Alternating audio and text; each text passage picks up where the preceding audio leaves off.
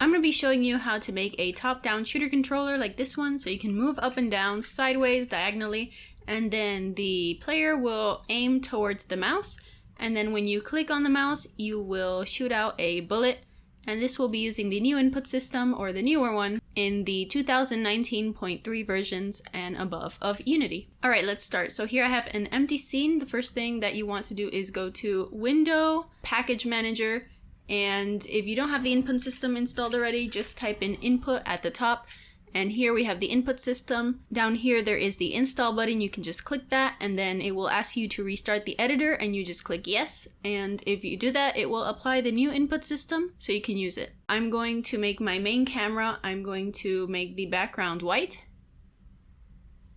And then I'm going to go into my scripts folder, and I made a folder just for this called TD Shooter. So I'm going to right click, create input actions, and I'm going to call it TD actions, so top-down actions. Double click that. I've made several videos on the input system, so I'm going to link those down below. So if you're interested in learning more how it works, you can watch those videos. For this one, I'm just going to be showing you the controls that I'm putting. So I'm going to add in an action map called player for our main character. Under new actions, I'm going to add in a shoot action, which is when we click the button, then we want to shoot. Another thing that we want to track is our mouse position.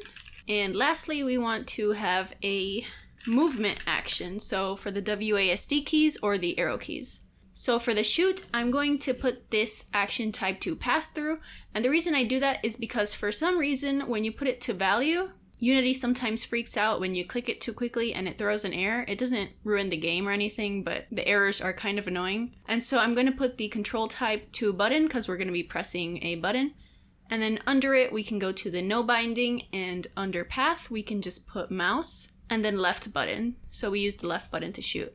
For the mouse position, we're going to change through pass through. And then the control type, we're going to put it to vector 2 because the mouse position will return its position in screen coordinates, which is an X and a Y. And then we're going to convert those screen coordinates to world coordinates. And we'll have our player look at those world coordinates. And we're going to do that using the camera.screen to world point. And here it says screen space is defined in pixels. The bottom left is 0, 0, and the top right is pixel width and pixel height. So the input system will return this in screen coordinates. And then under binding, we want to put path. We're going to go to mouse and we're going to select position. Then under the movement, let's put the action type to pass through and vector 2. We want it to be vector 2 because we're going to be using the up and down and left and right. So we're going to be using X and Y axis, and we want to keep track of both of them. And the input system has it so that if we press plus here, we can add in a 2D vector composite, and we can just call that WASD, or you can use arrow keys if you want. I'm going to delete this binding up here. And then we have an up, which we can say listen, and I'm going to press W. We have down, listen, S. Left, path, listen, A, and then right, path, listen, D. So this is going to return a vector 2.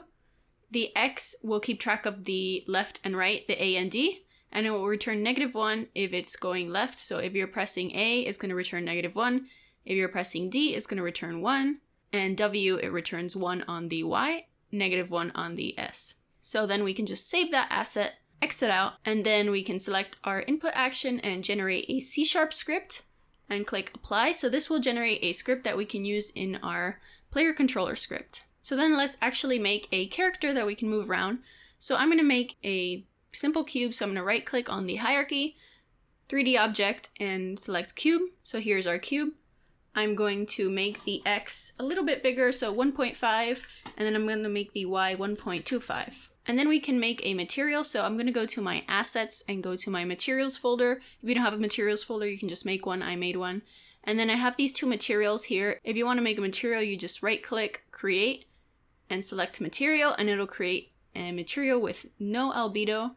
And you can just select the albedo and select the color that you want. In this case, I just selected green, and that's all I did. So I can just drag in that green color to my player. And we can actually click up here in the scene view where it says 2D, so we can see it how it looks in 2D mode. And you see it's darker here because we don't have a light source added, so we can just right click on the hierarchy and add in a directional light. And so that adds in a directional light to our scene, and you can see that now it looks like more of the green that it's supposed to. Alright, so I'm just gonna get our cube. I'm gonna drag it down to the hierarchy, press F2 and rename it player. And then I'm going to make a little head for it. So I'm going to right click on the player, add in a 3D object, and add in another cube. So that will add it as a child to the main game object. So if the player moves, then the head moves with it, which makes sense. So I could just drag it wherever I want. I can make it smaller in the editor. I'm just going to drag it up here. And I'm going to drag in a red material onto it. And I'm just going to drag it so it's kind of in place here. All right, amazing character. Now that we have a simple character, we can go back to our scripts folder, and then I'm going to make a new C# script. So right click, create C# script, and I'm going to call it TD player controller. All right, and then you can just double click that and it'll open up this script. So I'm going to delete these comments because they kind of annoy me. And then we want to have a reference to our action map so we can actually get the values for our input. So we can say private, and then the name of our action. So we called it TD actions, and then let's just say controls. And then in our awake function, so we can just type in awake, private void awake, we can say controls equals new TD actions. So we want to instantiate our controls, and then we want to enable our controls. So we go to onEnable function and onDisable function, which you have to type those. And then we can say controls.enable. So we have to make sure to enable them and disable them. In our start function, we can actually listen to our mouse click. So whenever our mouse click happens, we want to call this function called private void. I'm going to just call it player shoot. So we're going to call this function whenever we shoot. And so we can do that by saying controls dot player, which is our action map, dot our action, which is shoot. And whenever we perform this action, this is the syntax for events. We are just going to call in player shoot. And we can actually pass in the context value by saying context.read value into our player shoot if we wanted to actually read a value. But this will be called whenever we click it, so we don't really need that. So we can just put an underscore there so it doesn't pass in a value. All right, and then in our player shoot, we can get the position of the mouse. So we can say vector2 mouse position equals controls.player.mouse position.read value vector2. So we're reading in the vector2 of our current mouse position. And then we can say mouse position equals Camera.main screen to world point, and we can pass in our mouse position.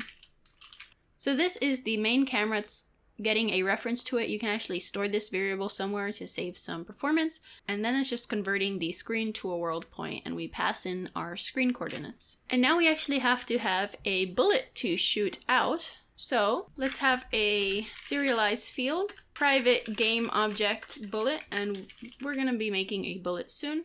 And another thing we're going to want to put in here is another serialized field, and we want to have a private transform bullet direction. So this is actually a neat little trick that we can do. We can actually pass in the transform of the direction we want the bullet to go in, so we don't have to do the math ourselves. And I'm going to show you how to do that right now. I'm going to create a new bullet. So right click on the hierarchy 3D object, and I'm going to create a cube. And I'm going to make sure it looks bullet-like. So make it smaller. Then we can attach a color, so we can go to our materials and drag the red material onto the bullet. And so now we have a bullet. We can rename this to bullet. And we can actually store this bullet as a prefab. So we can go into our assets. If you don't have a prefabs folder, you can just make one, prefabs, and then you can just drag in a bullet. As you can see, I already have one because I did the tutorial beforehand. So you can just drag the bullet in here. And one thing that we want to notice about the bullet is that when we press it and we press W, you can see the arrow keys. We want to notice how the top of the bullet is green. So this is the up direction, so we're going to want to make sure to move the bullet in that green direction. So once you have the prefab, you can just delete the bullet from the hierarchy.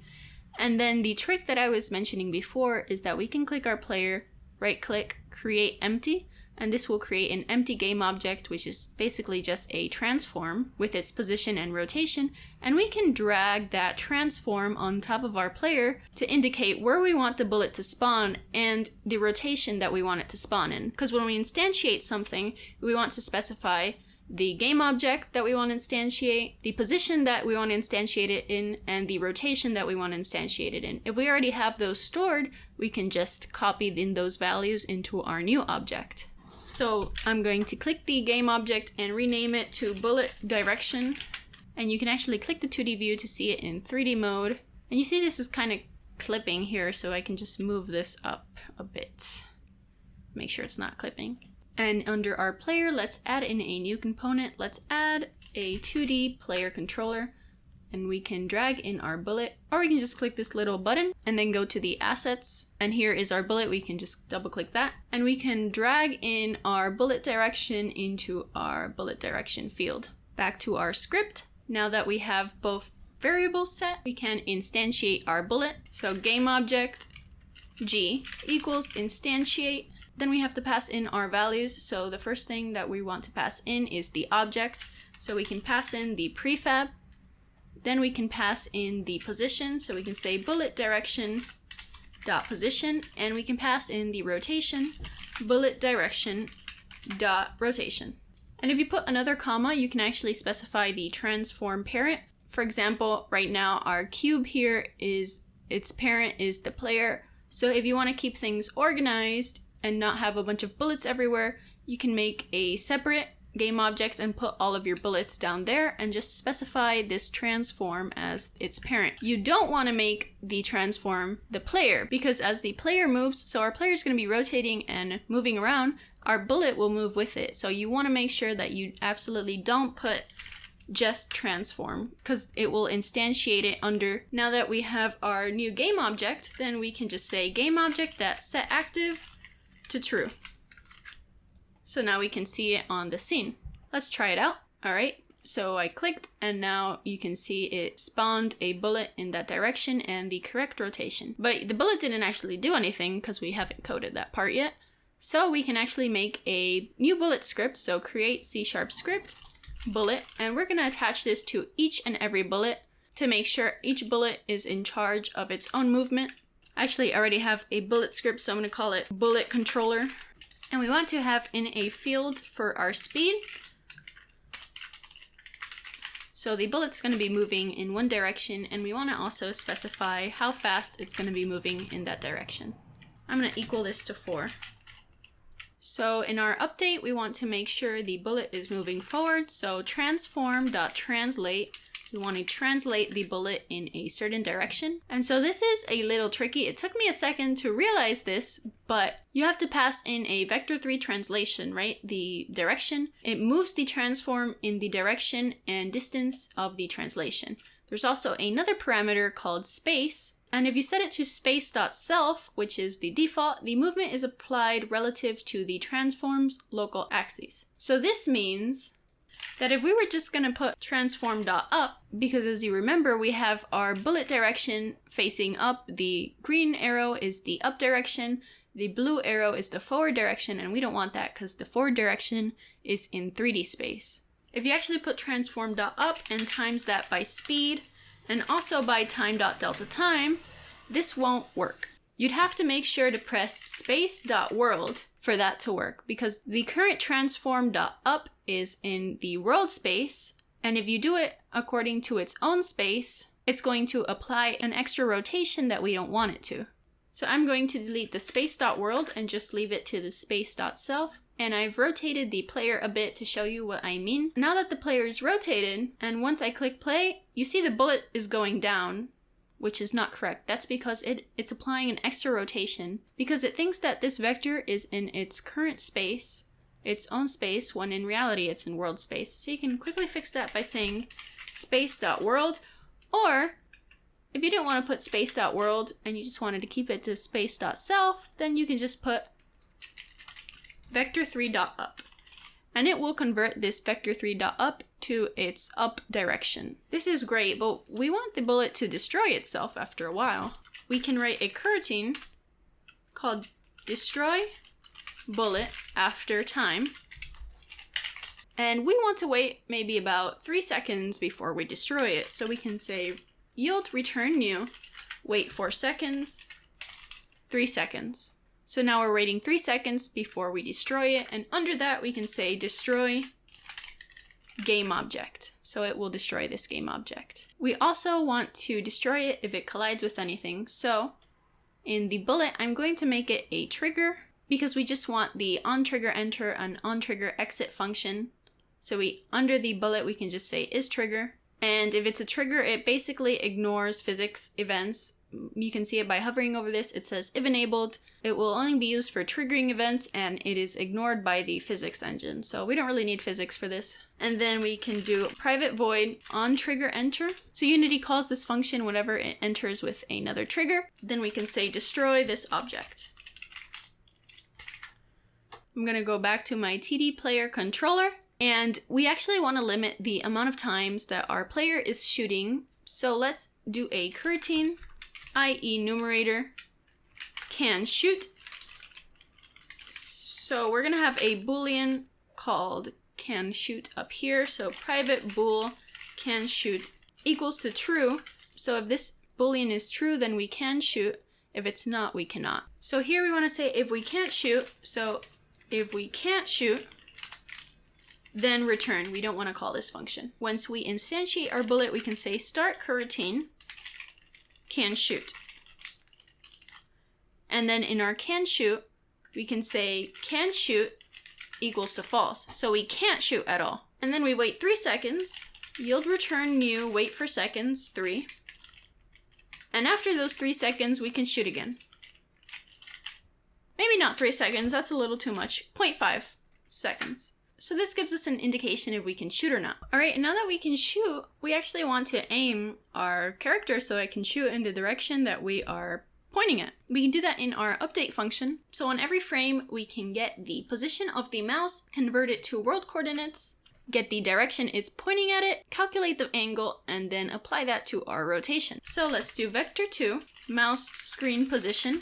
So we're getting the current screen position, controls, .player, .mouse position, .read value, and then vector2.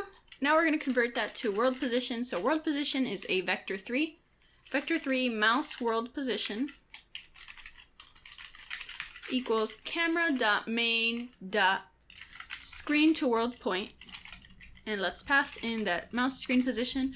Once again, I recommend caching a value of this. I'm actually going to do it real quick. So I'm going to say private camera, and then I'm going to call it main. And in our start, I'm just going to say main equals camera.main. So now we have a reference to our camera, so it doesn't have to always go and find it. And then here we can say main.screen to world point. So now imagine that we are pointing in this direction. We want to get the difference from the center of the player to our mouse. And then from that vector, we're going to calculate the angle. So we can do that pretty easily with vector math. We can say vector3 target direction. So this is the target direction that we want to aim at. Mouse world position minus our current position. So this returns a vector pointing in the direction of our mouse world position. And then we can get the angle that we need to rotate to reach that direction. So float angle equals, and we can do that with a function from mathf.atan2. And here's a great graphic explaining how it works. So you have this point x and y. So that's going to be our mouse point. So the atan2 function basically gets the angle from this axis over to this vector. All we need is our x and y, and then it will calculate the angle automatically for us. So let's just input our x and y. So we can say target direction.y and then target direction.x. So make sure to put the y first and then the x. If you kind of remember SOHCAHTOA, the TOA is the tangent opposite over adjacent. So this is kind of the opposite, which is the y, and then the adjacent is the x. And then we can just set the transform.rotation of our object. And there's a nice function for this. So we can just say quaternion.euler. And then we can pass in our vector3. We don't want to rotate on the x, we don't want to rotate on the y. All we want to do is rotate on the z, and we want to rotate it by our angle. So if you hover over Euler, it returns a rotation that rotates z degrees around the z-axis, x degrees around the x-axis, and y degrees around the y-axis. So we're gonna rotate the angle degrees over the z-axis. And the quaternion are just used to represent rotations in Unity. They're kind of complicated to understand. I don't recommend messing with quaternions directly. By that I mean don't set quaternions. The quaternion library has a bunch of functions that you can use to rotate an object. And one thing I forgot is for our angle, that actually returns radians. So we can just convert that to degrees by saying mathf.radians to degrees. Once we click play, you can see that our object is rotating around with our player, but you see our mouse is on this side, but our object is facing up.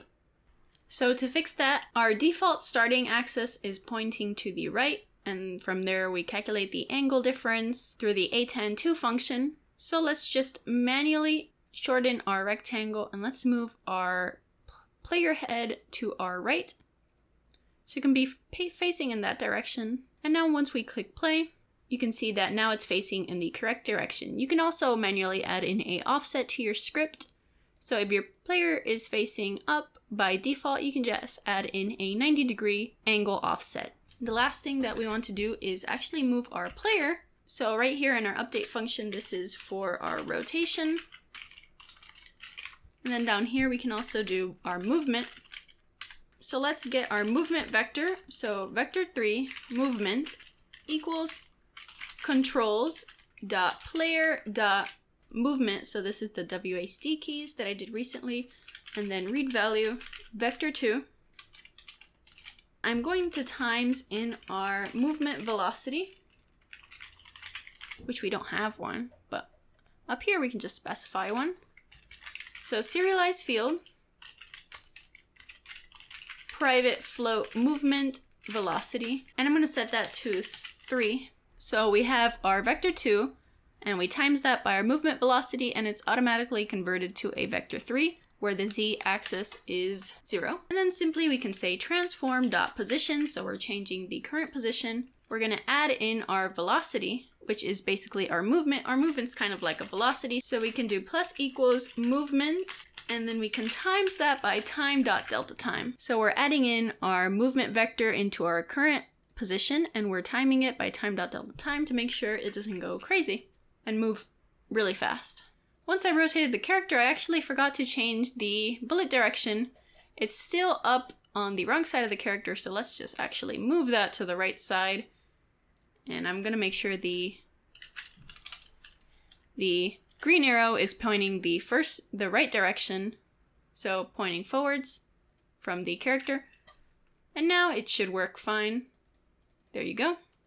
So now we can shoot and be an awesome and then win the game. Alright, so that is the end of this video. In the next video, I'll be going over object pooling. So instead of instantiating those bullets each time and destroying each time, which takes up valuable performance, we can store them in a pool or kind of like a list of objects and just get one from the pool when we need one and then return it when we're done with it. So thanks for watching, and thanks for all my supporters on Patreon. If you're interested in supporting me on Patreon, I offer source code for my video tutorials and also early access as well as some other benefits. Additionally, I have a Discord channel that I'll link in the description. If you have any questions, you can join it and ask there in the help channel. So thanks and see you next video.